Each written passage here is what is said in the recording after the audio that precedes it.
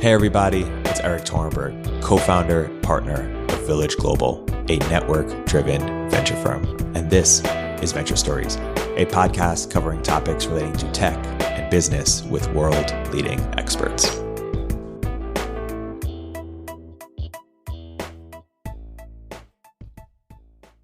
Hey everyone, Ben Casnocha, partner here at Village Global. Today on the podcast, we have Ramit Sethi. Ramit is CEO of I Will Teach You to Be Rich, one of the world's most popular online personal finance and education businesses. We're thrilled to have him with us today. Ramit, welcome to the podcast. Thanks for having me. You are an entrepreneur, writer, blogger, guru, author. You've had such an interesting career in life. And today in this conversation, we're going to talk about entrepreneurship and venture capital, personal finance, and a new podcast you're launching about love, relationships, and money, which is really exciting and everyone should check out. Give us a sense of the scale of the business today. So sort of how many readers, how do you think about, what can you share publicly about your reach as a business?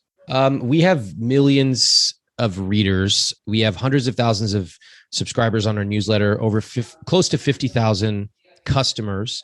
And we really love what we do because we focus on helping people live a rich life.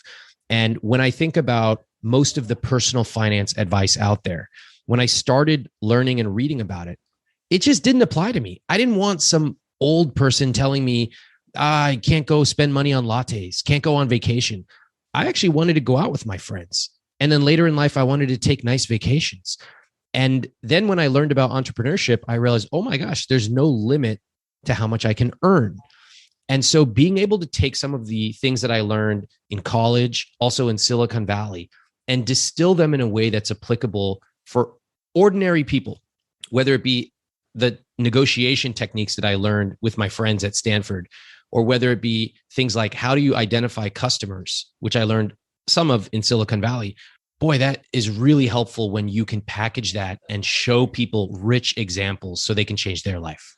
Yeah, so let's dig in a little bit to the overarching worldview of the I Will Teach empire, because you said you have only 50,000 customers. These are people paying for these sort of expensive courses in which they're investing in themselves and engaging with video content and community to get better across a range of topics.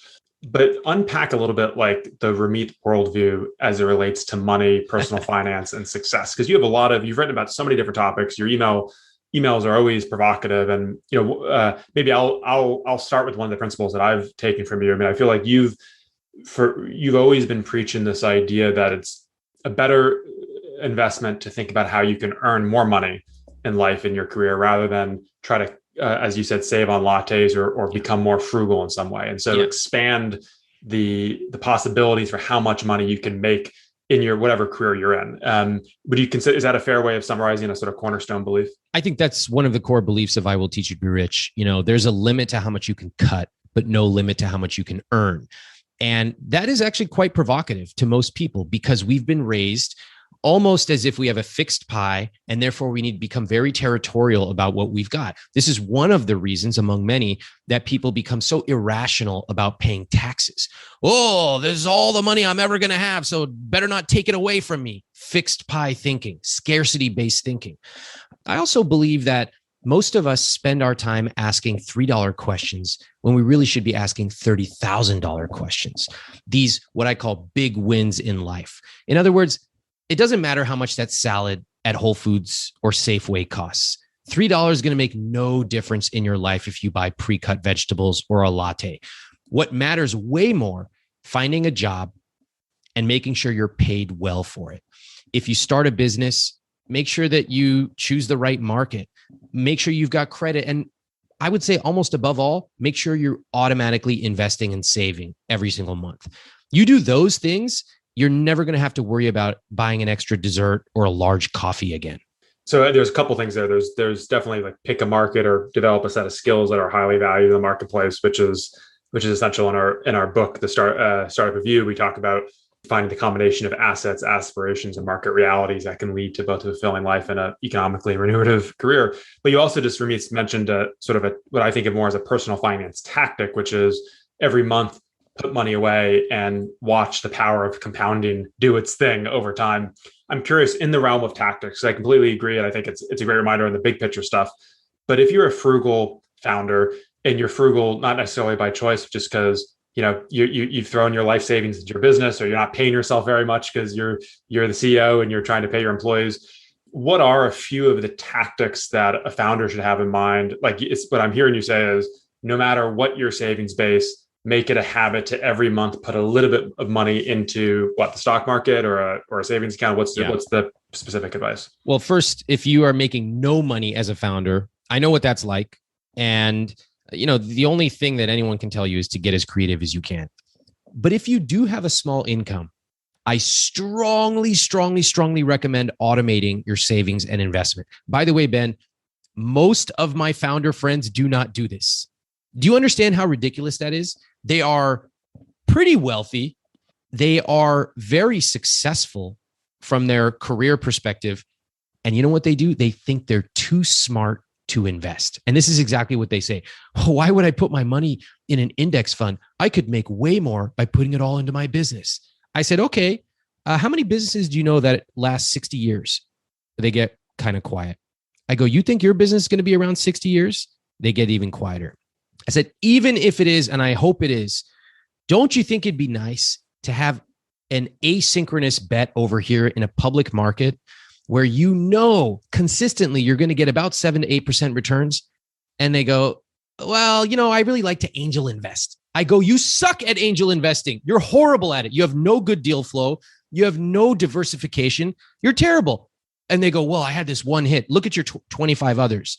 So it's extremely important that you don't think you're too smart for what you actually are. You're probably great as an entrepreneur, but take some of that money and put it into a low-cost, diversified index fund. So totally. And I definitely agree on the diversification point. And for anyone has a lot of their net worth sunk into their own company or other startups, it is worthwhile to take some of your assets and invest it in public equities. So that's one piece of advice, but you're also using the word automation. So when you say even smart people aren't automated, are you talking about setting up like a monthly transfer from your checking account to a brokerage account or something? Yeah. So one of my worldviews was dramatically shaped by my work in social psychology. And that is to understand the difference between what we say is important and what our behavior actually reflects. And I remember learning some of these basic principles in the Persuasive Tech Lab at Stanford and many other places. And then as I run my own company, I run thousands and thousands of experiments to see, for example, will people follow up on certain things? That's core to my business. I remember, for example, early on, I had some friends who asked me for free access to one of my programs. First of all, never ask an entrepreneur for free access. Just pay full price. Anyway, they asked, so I didn't know what to say at the time. So I said, okay, here you go. I could monitor the progress throughout those courses.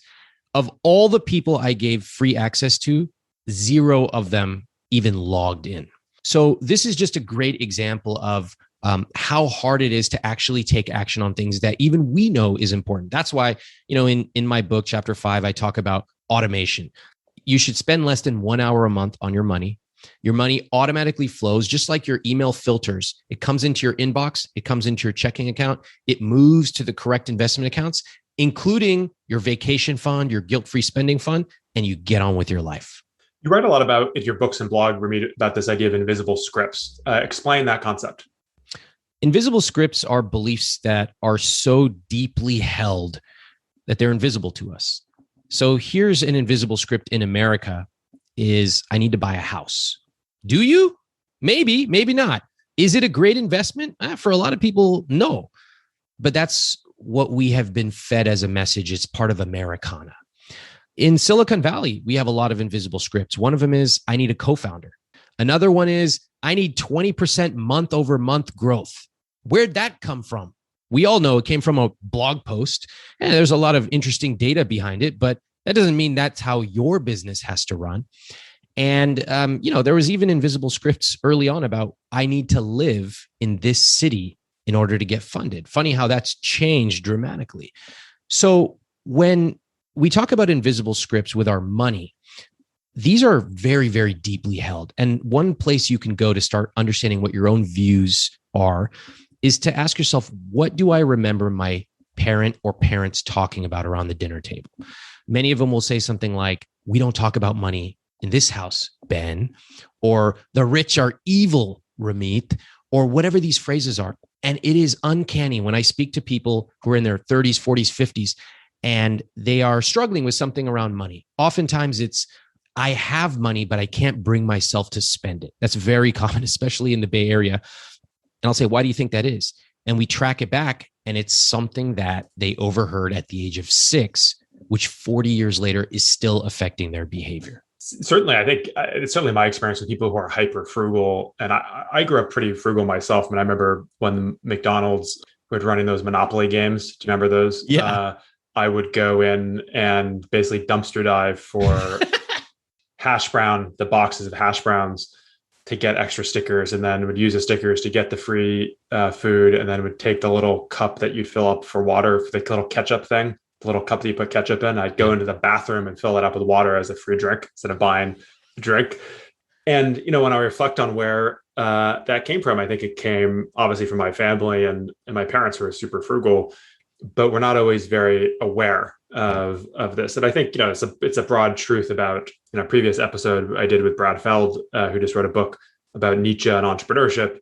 We talked about this issue of blind spots and awareness. It was something that Nietzsche wrote a lot about. And in the personal finance realm is just full of these unconscious biases, assumptions. You call them invisible scripts. So it's a worthwhile thing to interrogate. I guess it raises sort of the question of how do you become aware of which invisible scripts might be ruling your life without you knowing it? Well, the common answers are, you ask yourself, who have you surrounded yourself with? Yes, you are the average of 5 people. You take a critical look at your own behavior. I'm talking about tangible, observable behavior. And then you try to match it up with some of your beliefs. In truth, it's really, really hard to interrogate your own beliefs. So I found a more effective approach, which is sort of the core of what I do in my business. I ask people, what is your rich life? And people almost always have one of 3 answers. The first answer is, I want to do what I want when I want. I say, great. What do you want? Complete silence as a response, because most of us have never actually thought beyond that trite answer. The next answer that people have is they have a number. And a lot of tech dudes have a very thoughtful number. They've calculated their 4% Trinity withdrawal rate. They've done it all. And they tell me, I want $1 million or I want $6 million. Okay. Does that depend on your age? Does it depend on your location? What are you going to do with that money? Again, more silence, because everybody teaches us how to save. Nobody teaches us how to spend. And we have a lot of people who are more comfortable living in a spreadsheet, cell C2, never talk back to me, than actually engaging with life outside the spreadsheet and deciding what they're going to do with their money. The third answer is the most haunting. People will say, I just want to get out of debt. I don't find it very inspirational, although I understand the feeling of overwhelm. But if your rich life is to get to 0, it's not very motivating. So the best way to interrogate these invisible scripts is to first get crystal clear on what your rich life is. And then you can start to untangle what's holding you back from getting there.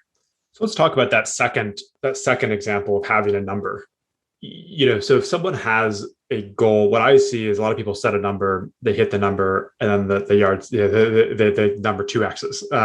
And in the tech industry where there's a lot of wealth creation, especially these last 20 years, the numbers can get very, very large very quickly. It's like, oh, I want to be worth $5 million. Okay, now I'm worth $5 million. Okay, now I need $20 million in savings. Okay, I have 20. Now I need 60. And it's interesting when I talk to people who've gone through that transformation.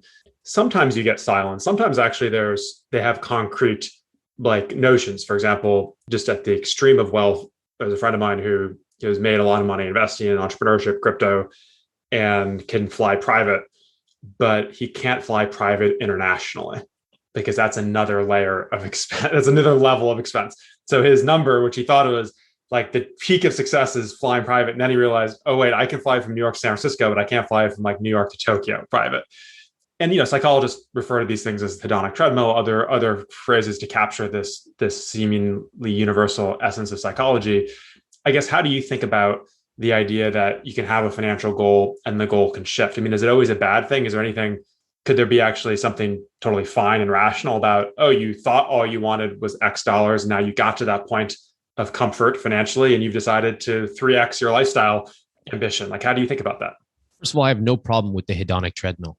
I think it's real and we should acknowledge it. I find that most of the money advice out there tries to shove this concept down people's throat that the hedonic treadmill is evil and you should stay away from it. When has that ever worked? It's as core as it gets, which is if you make more, you're going to want to change your lifestyle. Yes, there's nothing surprising about that. Let's acknowledge that. So instead of denying it, let's make a plan for what we're going to do with our money. I remember early on, if you'd asked me, what's your rich life? It was so simple. I would have said, I want to be able to order appetizers when I go out to eat. Why? Because growing up, we never could afford that with my family. And then it kind of expanded. I want to be able to jump in a taxi instead of having to go on the subway and sweat. Okay. And now it's become much larger, involving travel and family and things like that. I do love your friend's exploration of what's next. I love it. I love very relatable. Yeah. Oh, yeah. Totally. Yeah. You're grabbing a beer. So how's the private jet exploration going? Oh, just a couple of bros. But what I'll say is I love the thought that's gone into that. So I love that. What I would also challenge your friend on is, okay, you're going to hit that number at some point. You kind of mathematically have a sense of when that might happen, whether it's through investments or your own company. What else can you add to your life or subtract from your life to make it more meaningful? So for example, one thing I really did not like was having to pack my own suitcase. That's an easy solve. If you want to get food delivered every single day in a healthy way, or you want to get a personal trainer, that can be quite meaningful. And at your friend's scale is basically irrelevant in terms of cost. So I would ask him, okay, you have the money. You're going to get that jet at whatever point. What can you do today to add or subtract from your life that will make it far more meaningful? That is a much harder question than just throwing money at the problem. Yeah, I mean, I think, and I appreciate the defense of hedonic treadmill. It's provocative. I think the critique, the reason why people are alarmed at the hedonic treadmill is this idea that you think hitting your financial goals will make you happy, and then it doesn't. And Correct. The reason you 2x the number is because you're like, oh, wait, I'm still not happy. So I must need a little bit more. And it's the treadmill effect of, and you keep running and running and running on the treadmill, and it never gets you the satisfaction you think it will. And so I think so the question I'd ask my friend is, well, is flying private internationally going to dramatically improve your happiness and meaning over where it currently is relative to the trade-offs you have to make to get there, right? So if you're saying, and because now you're going to work 7 days a week and I'll do all the stuff you don't really want to do in order to get to that new financial goal, well, is it worth it? And so many people who make a lot of money, I think, end up realizing, maybe it wasn't all it was cracked up to be. And so I think it's an interesting idea. I mean, do you believe, I love your broader definition of what is a rich life, because a rich life, there's the way you frame it. It doesn't just have to do with a number in your bank account. It's also a mindset shift. It's a reflection of the agency that you have in your life, being thoughtful about choices, thinking about what makes you happy, being honest with that, checking your invisible scripts. Like it's a much deeper concept than just a single number. Or is your advice, like, if I came to you and said, I have a number in mind and the number is X, your reaction would be, that's fine, but tell me why that number exists. What do you think that number will get you? What scripts are driving the number? I assume the follow-up questions would determine whether you sort of approve or disapprove of that goal, right? The first thing I would do is I would get excited, because I love hearing anyone that has thought in any depth about their rich life. So you got a number? Great. Tell me, where'd it come from? How'd you do that? Okay, great. And usually, if somebody has a number, they're fairly technically savvy. They know some of these sort of withdrawal rates and all that stuff. Great. In almost every case, when someone comes with that, and I start to ask them, okay, what's your rich life? They are not savvy at the softer side of things. The engagement, when I ask them, who do you want to take? What do you want to do? They're going to say something like travel. And I push them gently. I say, okay, where are you going to go? Oh, this and that. I want to go to Bali. Okay, great. What seat are you going to sit in on the airplane? Who are you bringing with you? Are you going to order room service? And by the way, what hotel are you staying in? That's the texture that I want to know. Why? Because living a rich life, oftentimes, especially by successful people, they put it off until later. Oh, yeah. I got to make this amount of money and then I'll be able to fly private and I'll figure it out. there are things in life you cannot defer. You cannot defer your health, right? You try to start lifting at the age of 70. No, you're not going to do that. You cannot defer adventure. You try to start going hiking with gorillas at 70, also not going to happen. And also, you cannot defer crafting and designing a rich life, which is something that as Americans, we specialize in. We say, I'll do it later. And so we go, oh, I'll figure this out later. But, I have to share something very interesting. I was told this by a relative of mine. He said, you have a prime 20 years to spend your money, 40 to 60. Before 40, you have no more money. After 60, things change. You may get injured. Your partner may pass away. You may have to be a caregiver. And so you have this finite window and you have to optimize and really spend in a way that may make you uncomfortable, because especially if you're a proactive planner, you're thinking, oh, I can't run out of healthcare money and I don't want to live till 95 because it's past my actuarial table. Yes, you nerd. You should factor in an account for that. But guess what? You're not going skiing when you're 75, most of people. So this is a very big challenge to people to start thinking and living that rich life today and not putting it off till tomorrow. I love the idea of the deferred, Tim Ferriss called the deferred life plan. And so many of us fall into that trap. One thing I'm reflecting on though is, how much thinking about the future do I do with respect to rich life? One of our mutual friends, Oren Hoffman, LP at Village, all around interesting entrepreneur, once told me that something like, I'll get the quote wrong, but it was the essence was like, 70% of people who achieve set long-term goals and 30% people don't. And he's not one, and I'm not one actually. So I actually, in my own life and career, I've never really set long-term objectives and worked backwards. I have sort of short-term goals and I have a range of things that I want to do in the months and 1 to 2 to 3 years ahead, but I've never really had the vision looking out, and I haven't had that vision from at a tactical career level. Like I've never said, my goal is to be the CEO of Cisco or something. I'm like, I'm going to do whatever it takes to do that. Or even like my goal is to start a company that I take public on New York Stock Exchange. Like I've never had a concrete goal like that. I've had some lifestyle goals, like, oh, it'd be nice to be, like you, a lot of stuff I've actually already achieved. Like I like not having to worry about this entree price versus that entree price and just ordering the entree of the menu. Or I like being able to Uber whenever I want, instead of having to do public transit if that's faster, right? Like maybe I had too low of a bar, but I feel like I've checked a lot of those boxes.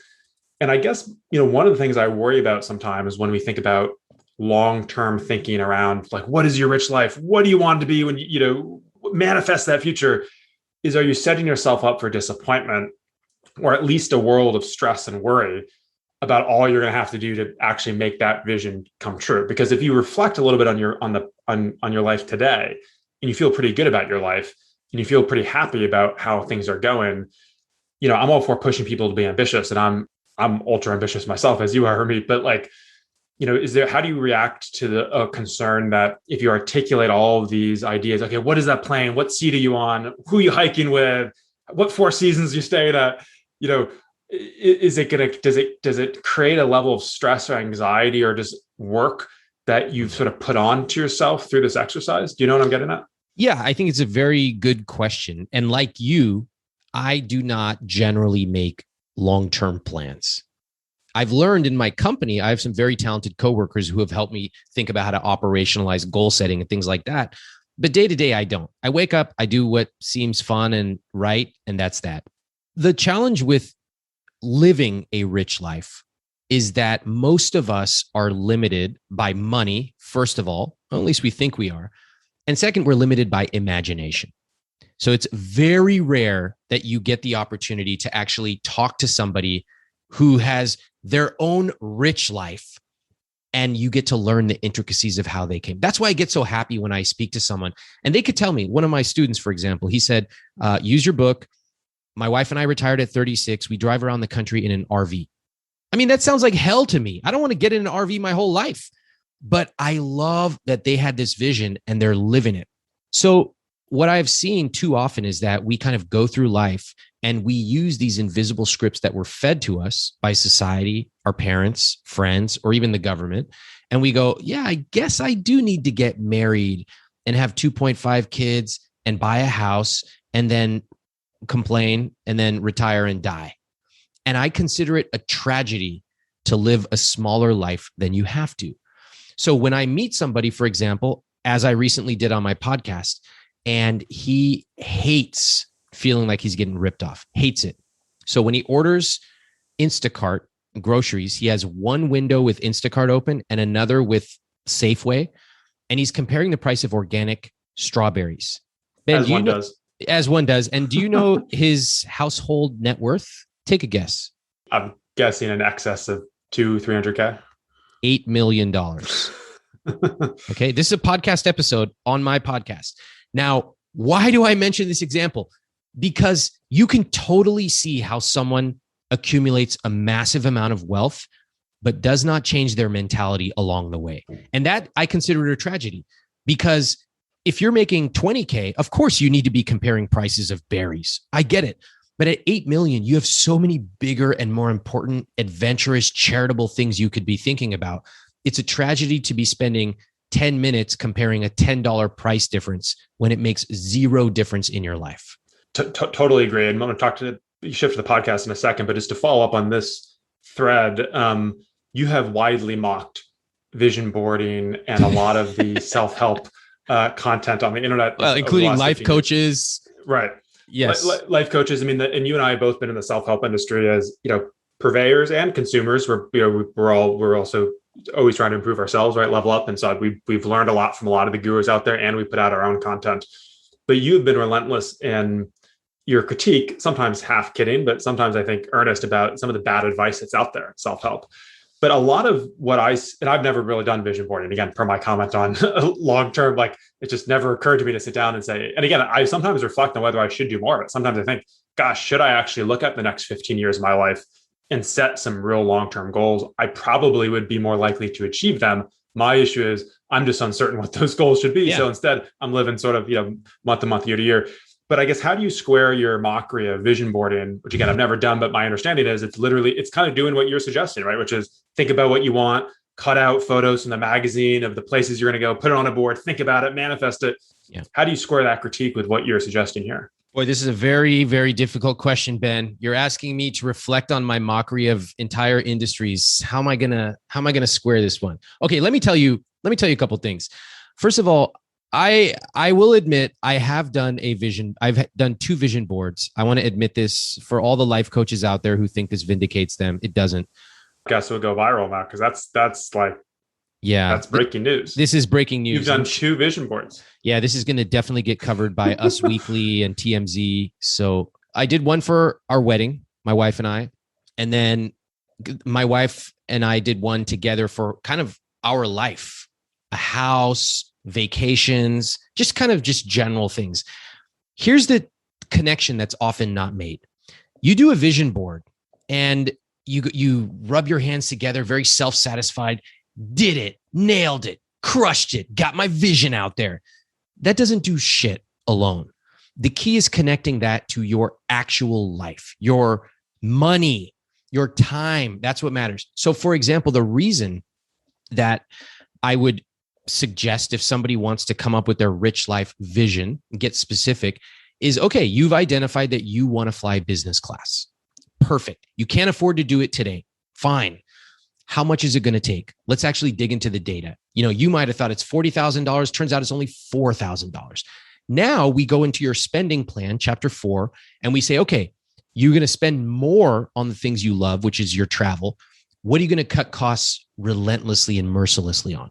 Oh my gosh, now that you have a vision and a reason to focus on this, you're going to spend more over there, and you're happily and naturally going to cut on the stuff that's just not important to you. That's how you connect the two. Gotcha. So it's sort of the lack of rigor around vision boarding, taking that next level, but you're not opposed to the idea of sitting back and asking, hey, what do I want my life to be? Ryan Holiday, a mutual friend of ours, author, I believe it's him who has a theory that like sometimes when you write down your goals, you sort of tricked yourself into thinking you've sort of achieved them. You're getting public credit and reinforcement for those goals, which is really contrarian, because many people would say, share your goals publicly, have people hold you accountable, have an accountability buddy, put those goals into the world, and you'll sort of more likely to manifest it consciously and subconsciously. I think the secret's 99% bullshit, but there actually is the 1% that's true is if you say shit enough publicly and repeatedly out to people in your network, they will ask you about it. Hey, Ramit, you told me you always wanted to go hiking with gorillas. Have you done that yet? And that actually can increase the odds of achieving it. But the downside is you can sort of get the status boost without doing the hard work. What you're pointing at of like connecting the dots for, okay, what do I need to save to make that goal real? What skills do I need to develop in my career to get into a position where I can achieve that vision? That's exactly right. And I think you are exactly right also about the rigor. It's great to buy a book, buy a course, attend a conference. But many people, this is well known in the self-development industry, many customers will buy something and they will believe that alone is it. That's all they need to do. Hey, I bought the ticket to the conference. I bought the book. That's just step 0.1. You got to read the book. Then you got to interpret the book. Then you got to apply the book. Then you're going to make mistakes and you got to keep doing it. Maybe reach out to the author, get a mentorship group. The work has just begun. And yet when you do the work, you can live a much richer life than you'd ever imagined. Tell us about your new podcast focused on love and relationships. What are you trying to achieve with it? What are the key themes you're going to hit on the podcast? Well, think of any couple that has fought or disagreed about money. We've only really seen it on sitcoms or in our own households. But what I wanted to do was, for the first time ever, is let people hear real stories from real people about what is going on with their money challenges. So this originally started because my wife and I were dating and got married, and we went through a process to go through a prenup. And that was very challenging for us. And once we figured that out, I thought, okay, great, like done. But then it's just... And you posted your prenup on your blog so people can go, we'll post that in the show notes. People can go and download that. I wanted to build this beautiful model. Let's talk about the model. And my wife was not interested in a model. She had a totally different conception of money. And so we spent a long time getting on the same page about money and disagreeing about spending and how much we should save and all this kinds of stuff. And then I started talking to my friends, and there were all kinds of issues, good and bad, in relationships. We have one person who's a high earner, another's not. One's a spender, one's a saver. And because of my access to people, they agreed to come on a podcast, my podcast, and share real numbers. That's why I can tell you, for example, the person who has an $8 million net worth and cross shops for strawberries. And I can tell you, for example, you'll hear the conversation on one of my podcast episodes with a couple. And I asked them, what's your rich life? And they said, well, we want to buy 4 cottages, rent them out, cash flow them. And I said, that sounds awesome. What are you going to do then? Oh, we want to buy this beautiful RV and we want to take our kids camping to this place. I said, sounds like your kids are going to be about 68 years old before you can do this. Do you think there's a way to maybe shortcut this? And they were completely stumped. They'd built up this vision. I gently pointed out to them, you guys want to go camping? You want to create this magical experience? Could you save up for 18 months, rent an RV and go for 3 weeks? And it dawned on them. They had been deferring their life dream for 40 years when they could accomplish it in about 18 months. So if someone's in a relationship right now and money is a point of stress, what are 2 or 3 tips you'd have for how they can broach the topic? Because sometimes it's just creating a space to have the conversation.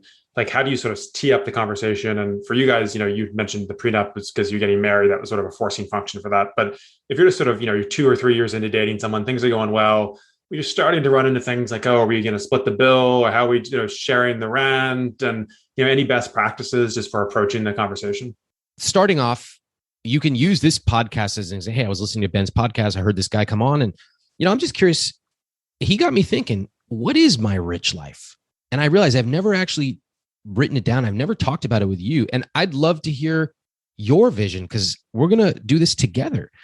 And so getting into that vision, the details, the texture, and it's purely listening and encouragement. One of the common mistakes people make is they'll say, I want to go on our honeymoon to Indonesia for 4 weeks. This is one couple on the podcast. And the other partner immediately said, well, 4 weeks sounds like a long time, probably get bored. Why don't we just go for like 10 days? And this is not the place for that. As we dug into it, you realized, she was making assumptions about how much work off time he had and other things. But this is opportunity to build each other up, not minimize dreams. The second thing that I would encourage people to do is to pick, I call it the $100 challenge. You can vary it based on your net worth. If you have a higher net worth, you can change this number. For you, it's the $100 million challenge, but for others, it's the $100 challenge. I tell people, I would like you to spend $100 on yourself in the next 48 hours on something you love. And by the way, you're not allowed to spend it on kids, pets, or charities. It's got to be for you. This is a helpful exercise for people who are very hesitant in spending anything. They're hoarders and they find it very challenging, but if they're able to do it, very gratifying to actually spend money and realize their world did not collapse around them. Finally, this is just the beginning, but really hunting for clues with your partner. Hey, how'd you grow up with money? I just realized my parents said this. How do you think about money? Those are some of the ways to get these conversations started. I love the $100 challenge. Oscar Wilde was reported to have said that everything in the world is about sex, except sex. Sex is about power. I'm curious, in the case of money and these money issues, how much of it is about money versus these deeper relationship issues, power structures, gender roles, all that kind of stuff? It's almost never about money. It's almost never.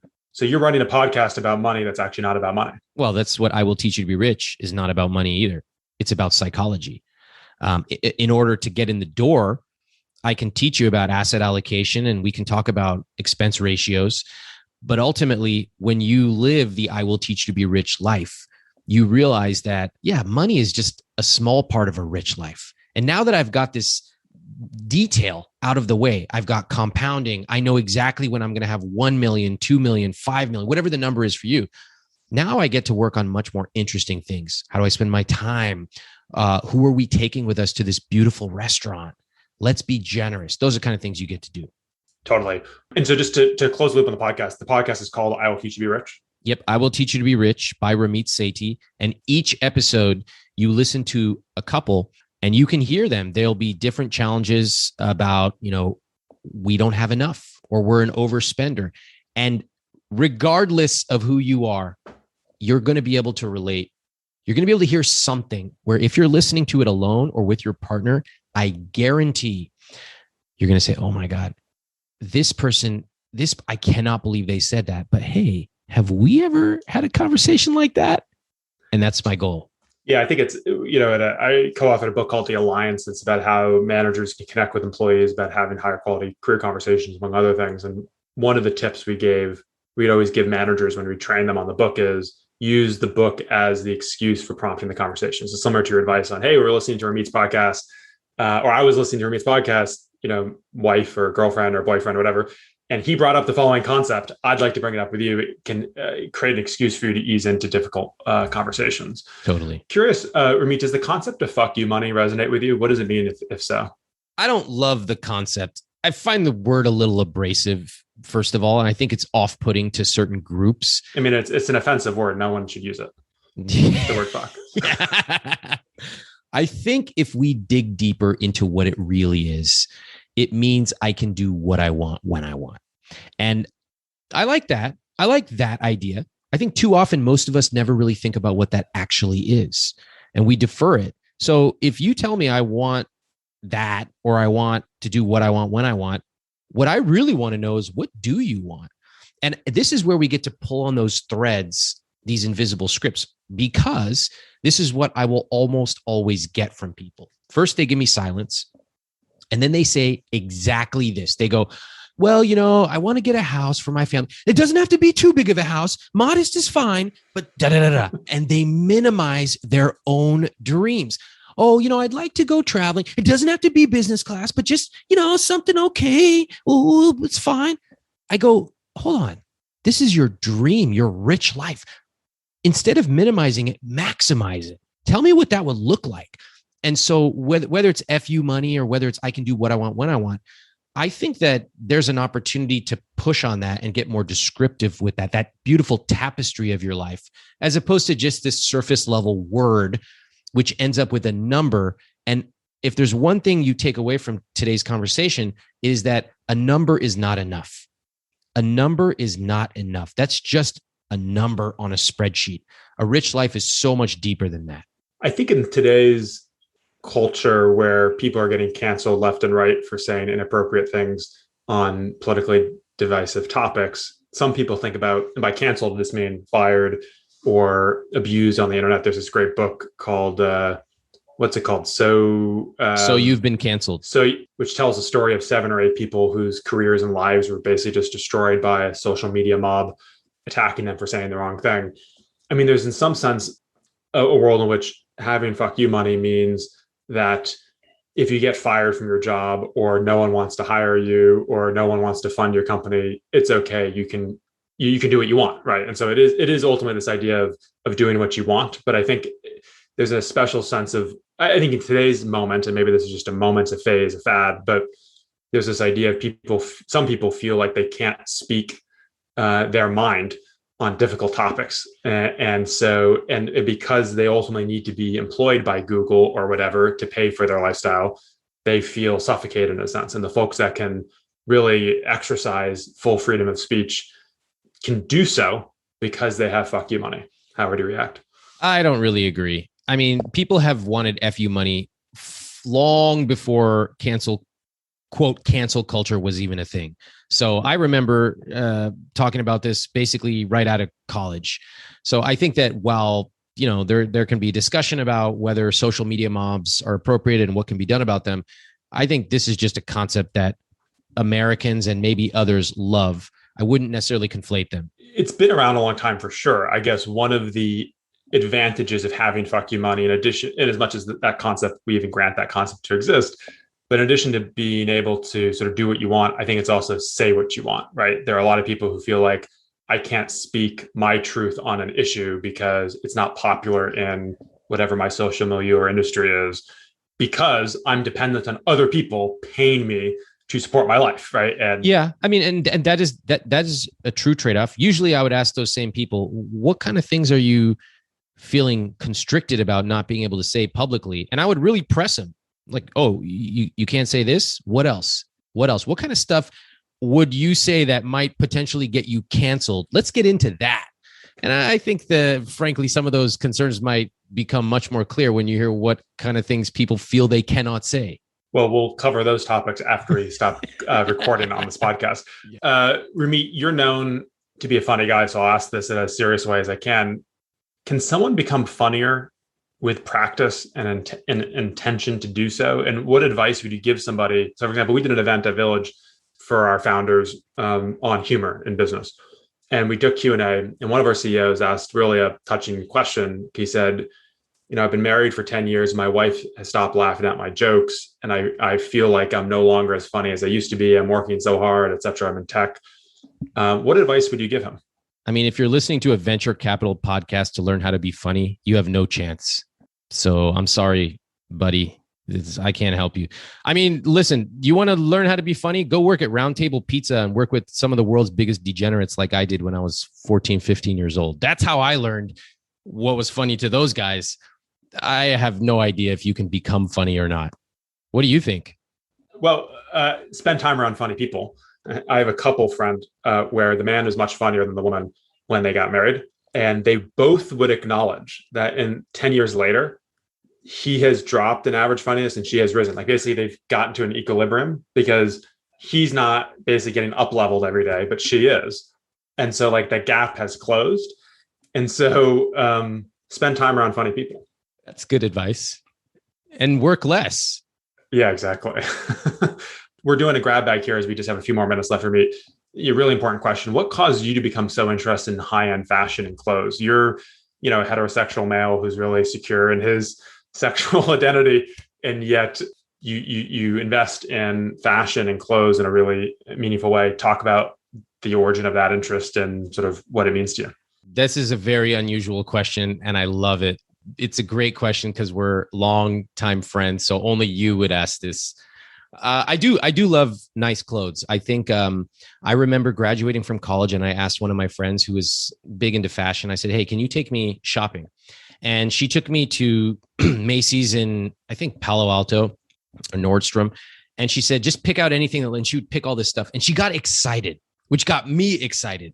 And then I looked at the prices. That was how I was raised. You look at the price tags. She goes, don't look at the prices. Go try it on first. And if you love it, then we'll talk about prices. Totally changed my worldview. And then as I got older and was able to afford different things, I started to fall more in love with the craftsmanship of it. So for example, as part of our honeymoon, we went to, one of our favorite Italian brands. We went to see their factories and see how they actually make it. And they treat people well, pay them highly, and curate and sort of build the next generation of craftsmen. That was amazing. So of course, I like cashmere, but I like what goes into it as well. I think I think for anyone, when I think about peak performers, top performers, their ability to be in awe of excellence is common to them all. And I even find, sometimes, and I'm not super into sports, I played some as a kid, but even when I occasionally, I usually go to one baseball game a year, like a professional baseball game, I don't really know, I'm not really following the teams, but it is kind of amazing if you can put yourself in the mindset of this person out in the field is like one of the best in the world at this skill. And there are millions of people who've tried to be on this field right now and have been culled away through endless layers of evaluation. And if you can put yourself in that mindset, it's a really sort of almost spiritual experience to be in their presence. And you can do that in any industry. You don't have to be an expert in it. Although it's, as you have done so incredibly well, Ramit, as you traveled and met people, is you're always trying to unpack the keys to their success and draw out those theories of excellence. And so I do think that's a really fascinating part of the fashion industry, or any industry, frankly, of how these brands and executives and products have become so high end. Yeah. We're almost out of time, Ramit. Can I ask one final question, which is, I know you're a huge Bitcoin bull, so go ahead and make the case for why we should all be buying lots of crypto. The Bitcoin people have gotten very mad at me. First of all, they call me old man, Luddite, fuddy-duddy. Keep in mind, I'm not even 40 years old. And I'm proud to earn their ire because I've never before. Oh, that's not true. I have seen a variety of political parties employ such cult techniques in supporting something. Now, there's a lot of interesting technology, blockchain, et cetera. And if you want to buy it as part of your diversified portfolio, you want to buy some Bitcoin or whatever else you want to buy, great. Keep it at 3%, even go to 5-10% if you've got a well-diversified portfolio. There's just one problem. The majority of people who buy this, especially those people on Bitcoin on Reddit, they don't have diversified portfolios. They've put everything they've got into a highly speculative asset. And you can see the comments. I post them on my Twitter feed all the time about couldn't make it work. So I'm betting it all and putting it all in on this. That is not investing. That's speculation. And so I have a real problem with cult-like mentalities in crypto communities. Is the US dollar a cult? Well, that's a good question. What do you think? I mean, essentially, yes, right? It's just belief on a mass scale that creates a system that works. I think that's a worthy question. And I think if you were to ask economists and others, they would grapple with you and they would say, hey, we've got some structures, we've built some systems. We also have a lot of time period of historical data. What I don't think they would do is call you a Luddite and say, F you, and say, oh, it must, you must be shilling for this other thing, fiat, and use really bad logic about gold and all kinds of other stuff. I don't appreciate that. And I don't think it's effective investment for ordinary investors who really should have a basic diversified portfolio as their foundation. So they should get off your lawn, shape up their tone, and become smarter. Ramit Sethi, read a book. Yeah, exactly. Author of I Will Teach You to Be Rich, producer of a brand new podcast on relationships, money, love, all of the rest. Thank you for being part of the Village Global podcast. Thanks a lot.